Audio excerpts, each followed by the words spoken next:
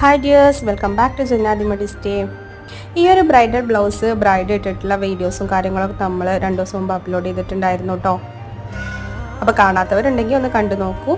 പിന്നെ ഈ ഒരു ബ്ലൗസിൻ്റെ പ്രത്യേകത എന്ന് പറഞ്ഞിട്ടുണ്ടെങ്കിൽ ബ്രൈഡ് തന്നെയാണ് ഓരോ ഭാഗവും സ്പെഷ്യലായിട്ട് എങ്ങനെ ചെയ്യണം എന്നൊക്കെ പറഞ്ഞ് നമുക്ക് തന്നിട്ടുണ്ടായിരുന്നു. അതുപോലെ ഈ ഒരു ജുംക്ക ഡിസൈനും അതിൻ്റെ മുകളിൽ വരുന്ന ഈ ഒരു ക്രോസും എല്ലാതും ആൾ തന്നെ റഫായിട്ട് നമുക്ക് വരച്ച് ഇതുപോലെ ചെയ്താൽ മതി എന്നൊക്കെ പറഞ്ഞിട്ടായിരുന്നു കേട്ടോ നമ്മൾ ഈ ഒരു ഡിസൈൻ ചൂസ് ചെയ്തിട്ടുണ്ടായിരുന്നത്.